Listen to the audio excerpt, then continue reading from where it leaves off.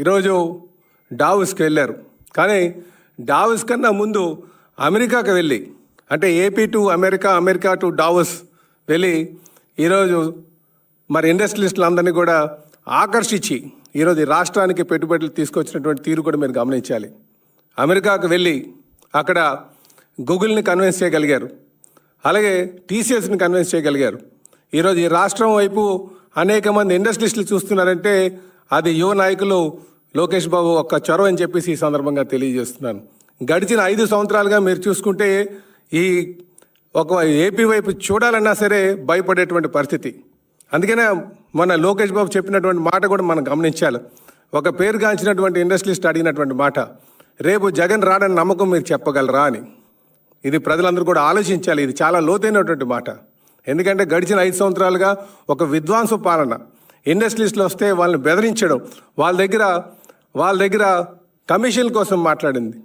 ఈ తీరునంతా కూడా అంటే ఒక ఏపీ బ్రాండ్ ఇమేజ్ని పాడు చేసే విధంగా గత 5 సంవత్సరాలుగా వైసీపీ పాలకులు చేసినటువంటి తీరు మరి మనం గమనించాల్సినటువంటి అవసరం ఉంది. ఈరోజు చాలా ఉత్సాహంగా చాలా మన వైపు ఇండస్ట్రియలిస్టులు అందరూ కూడా చూస్తున్నారని చెప్పేసి మీకు తెలియజేస్తున్నా.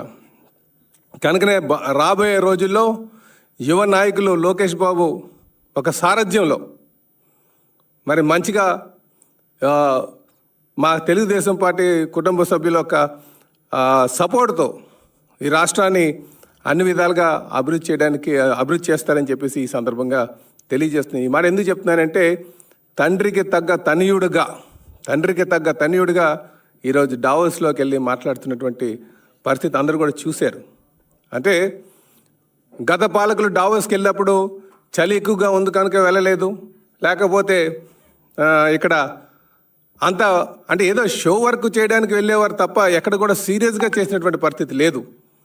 కానీ ఈరోజు డావోస్లోకి వెళ్ళిన తర్వాత అక్కడ తండ్రికి తగ్గ తనయుడిగా అక్కడ వారి యొక్క తీరు మనందరూ కూడా గమనించాలని చెప్పి ఈ సందర్భంగా తెలియజేస్తున్నాను.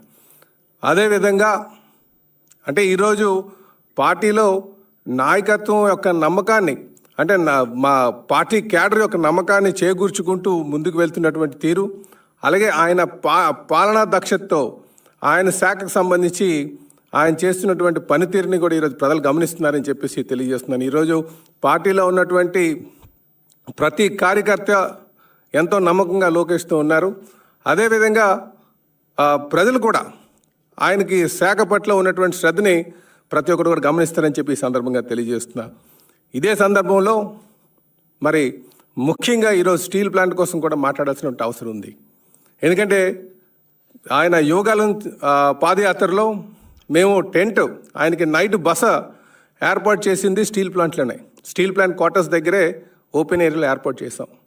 ఆ రోజు అక్కడ ఆయన నైట్ స్టే చేసేటప్పుడు ఆ మరుసటి రోజు చాలామంది కార్మిక నాయకులు అందరూ వచ్చి ఈరోజు ఈ స్టీల్ ప్లాంట్ పరిస్థితి చాలా దారుణంగా ఉంది, దీన్ని ఏ విధంగా పరిరక్షించాలి, ఏం చేస్తారు, సేల్లో అయినా మర్చేస్తారా, దీనికి ఆర్థిక సాయం అందిస్తారా, లేకపోతే మైన్స్ ఏమైనా ఇప్పించగలరా అని చెప్పేసి వారు ఆ రోజు ఆయన అడిగినప్పుడు ఆయన ఆ రోజు ఇచ్చినటువంటి మాటకు కట్టుబడి ఆయన ఆ రోజే కార్మిక నాయకులందరికీ కూడా భరోసా కల్పించారు. మేము అధికారంకి వచ్చిన తర్వాత ఈ ప్లాంట్ని మేము పరిరక్షిస్తామని చెప్పేసి ఆ రోజు ఇచ్చినటువంటి మాటకు కట్టుబడి ఈరోజు ముఖ్యమంత్రి గారి చొరవతో కేంద్రం మీద ఒత్తిడి తీసుకొచ్చి, అలాగే ఎన్డీఏ పార్ట్నర్స్ అందరూ సమిష్టిగా కలిసి సుమారు 11,440 కోట్లు తీసుకురావడం జరిగింది. ఈరోజు ప్లాంట్ను పరిరక్షించడం జరిగిందని చెప్పి సందర్భంగా తెలియజేస్తున్నాం.